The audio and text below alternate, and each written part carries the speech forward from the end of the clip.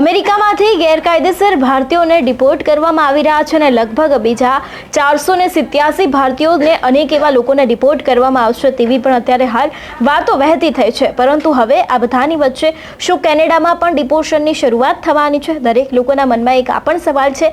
આજે તેના વિશે જ વાત કરીશું। નમસ્કાર, હું હંસિની અને તમે જોઈ રહ્યા છો નિર્ભય ન્યૂઝ।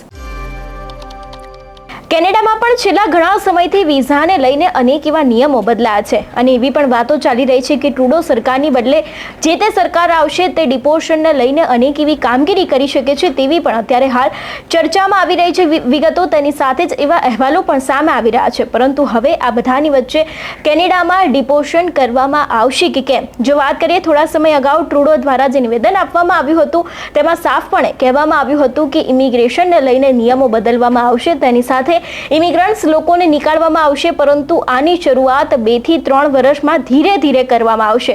એટલે કેનેડામાંથી પણ નક્કી ભારતીયોને પાછું તો આવવું જ પડશે, પરંતુ એની શરૂઆત ધીમી ધારી થવાની છે। અચાનક જ દરેક ભારતીયોને અથવા તો અચાનક જ દરેક ગુજરાતીઓને નીકાળી નહીં દેવામાં આવે તેવું સૌથી પહેલા તેમના દ્વારા એક નિવેદન આપવામાં આવ્યું હતું। પરંતુ હવે આ બધાની વચ્ચે કેનેડામાં પણ કદાચ ડિપોર્શનની શરૂઆત થઈ શકે છે તેવા પણ ક્યાંક એંધાણ આવી રહ્યા છે। આવું એટલા માટે કહેવું પડી રહ્યું છે અને અત્યારે હાલ આવું એટલા માટે ચર્ચામાં આવ્યું છે કારણ કે અમેરિકામાં સૌથી પહેલા ડિપોર્શનની શરૂઆત થઈ હતી અને તેમાં અનેક એવા લોકોને રિપોર્ટ કરવામાં આવ્યા હતા અને હજી પણ આ આંકડો છે તેમાં વધારો થઈ રહ્યો છે। બીજી બાજુ યુકેના બ્રિટનમાંથી પણ લોકોને રિપોર્ટ કરવામાં આવી રહ્યા છે અને હવે સૌથી ચર્ચિત દેશ જ્યાં સૌથી વધારે ભારતીયો રહી રહ્યા છે તેવા કેનેડા ઉપર પણ સવાલો ઊભા થયા છે કે શું તે પણ હવે લોકોને ડિપોર્ટ કરશે કે કેમ? આની પાછળ અનેક એવા કારણો છે અને જો કરવામાં આવશે તો તેનું મુખ્ય કારણ કયું? સૌથી પહેલા તો જો તે વાતને સમજવા જઈએ તો જ્યારથી જસ્ટિન ટ્રુડોએ પોતાના પદ ઉપરથી રાજીનામું આપ્યું છે ત્યારથી કેનેડાના નવા પીએમ કોણ બનશે તે વિષય ચર્ચાનો છે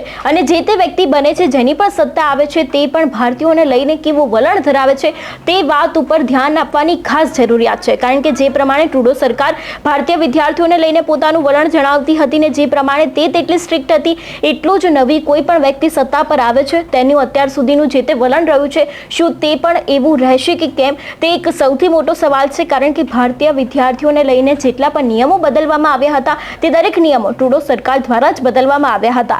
એટલે હવે જે તે નવી સરકાર આવે છે તે ભારતીયોને લઈને પોતાનું વલણ કેવું રાખ્યું છે તે એક વાત ખાસ જોવાની છે। તેની સાથે અત્યાર સુધી જે ટ્રુડો છે તેમના દ્વારા અનેક એવા નિયમો છે તેને બદલી દેવામાં આવ્યા હતા અને ખાસ કરીને એક નિયમ કે વિઝાને લઈને હોય કે પછી ગ્રીન કાર્ડને લઈને હોય તેવા નિયમ પણ અનેક વખત બદલી દેવામાં આવ્યા હતા અને ખાસ કરીને હવે તે નિયમો નહીં બદલાય અથવા તો પછી એના ઉપર કોઈ કામગીરી નહીં થાય તેના લઈને હવે કોઈ પણ વ્યક્તિ સત્તા પર આવે છે કે કેમ તે પણ જોવાનું રહેશે।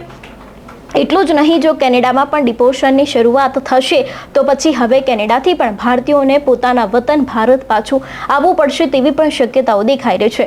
અમેરિકામાં એક જગ્યાએ અત્યારે હાલ ડિપોર્શન ચાલી રહ્યું છે અને લગભગ બીજા 487 લોકો છે તે લોકોને પણ ડિપોર્ટ થઈને પાછું આવવું પડી શકે તેવી શક્યતાઓ છે। એટલું જ નહીં, યુકેના બ્રિટનમાં પણ ડિપોર્શનની તૈયારીઓ ચાલી રહી છે અને હવે કેનેડામાં પણ કંઈક આવી જ હાલત થવાની છે તેવું પણ અત્યારે હાલ મીડિયાના રિપોર્ટ્સમાં સામે આવી રહ્યું છે। જોકે કેનેડાની આ હાલત જોઈને વિઝાની એપ્લિકેશન્સમાં પણ ઘણો બધો ઘટાડો થયો છે કારણ કે જેટલા પણ વિદ્યાર્થીઓ અત્યારે હાલ ત્યાં જતા હોય છે તે દરેક વિદ્યાર્થીઓ અત્યારે હાલ ત્યાં જતા ડરી રહ્યા છે। એટલું જ નહીં, વિદેશમાં જેટલા પણ વિદ્યાર્થીઓ રહી રહ્યા છે તે દરેક લોકોના મનમાં એક જ સવાલ ફરી રહ્યો છે કે શું હવે તેમને પણ ડિપોર્ટ થઈને પોતાના વતન ભારત પાછું આવવું પડશે કે કેમ? અને તેને જ લઈને અત્યારે હાલ અનેક સવાલો દરેક લોકોના મનમાં ઊભા થઈ રહ્યા છે।